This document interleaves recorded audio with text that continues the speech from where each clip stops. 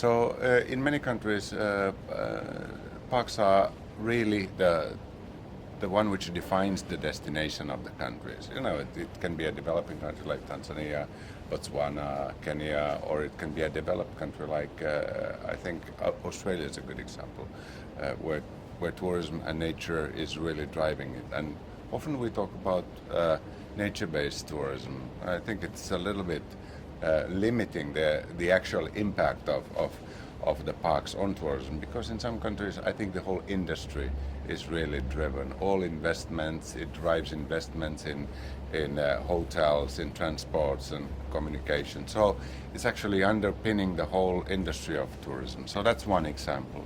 The other example is water. We know that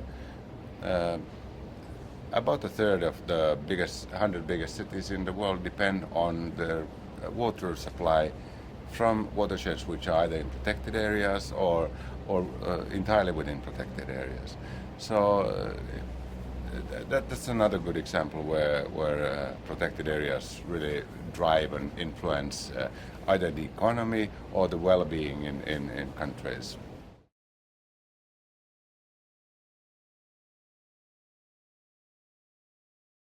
I think there are really three big things. I think the first, and it's all somehow of making protected areas part of the economy. And when I say economy, I mean the economy in the broadest sense of economy, development and well-being.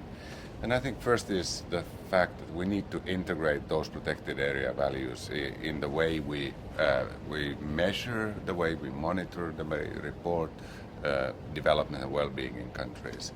This is the type of work which I know people have been talking about in the Congress, natural capital accounting, or the type of work that, for instance, the World Bank Waste program is doing in Philippines, in Botswana, in Madagascar, where you look at different protected area values and you build them into the where you account for well-being in that country. So that's one thing. You can do it in a smaller way as well. I mean, I'm actually from Finland. I'm a regional director for parks in Finland. And what we've done there is fishing for best practice, borrowed the money generation model from US, adapted into the Finnish conditions. And every year we can tell park by park how many millions of euros that park brings into the local economy and how many jobs is generated through the park visitation. So there are different ways of how you can reflect that. The other thing is really taking the landscape approach. You know, the protected areas, it's really moving from sites to systems thinking.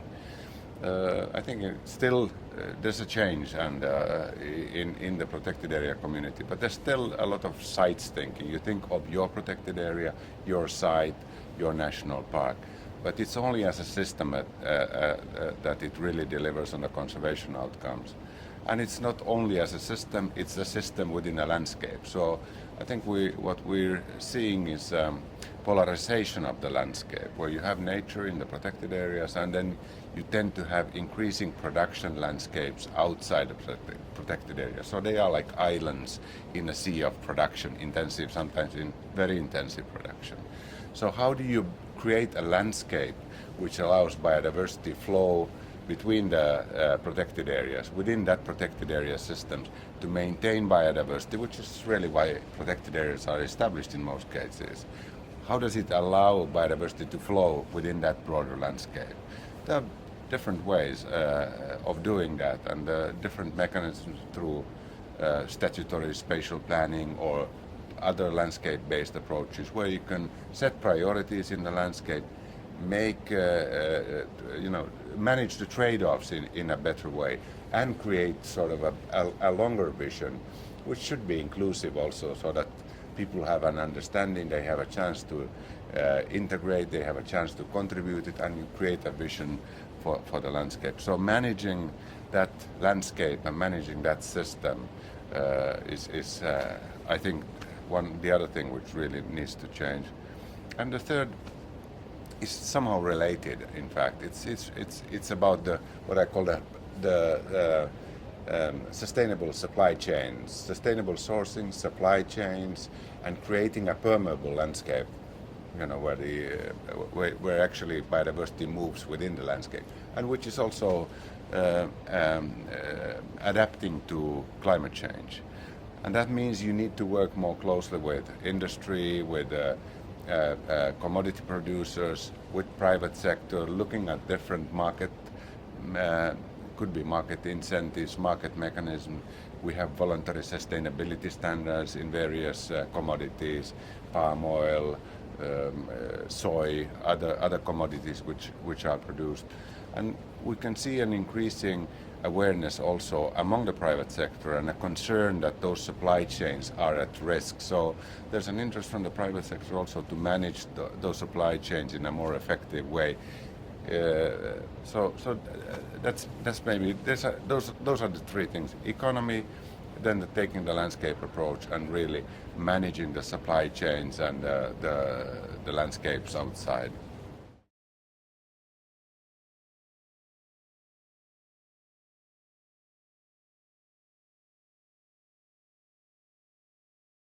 Well, you have some programs within the RED programs, which are preparing countries for results-based payment, reducing emissions from deforestation and forest degradation.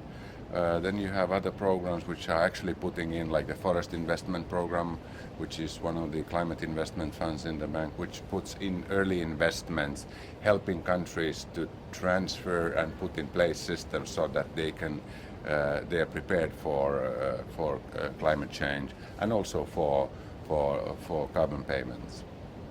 I've been working personally in Ghana, where we work with connectivity and corridors between protected areas in a cocoa landscape, where you have cocoa, and as you know, cocoa is often in traditional settings a shaded crop. So how do you maintain a cocoa cultivation, for instance, cocoa production system, which retains some of the characteristics of forests and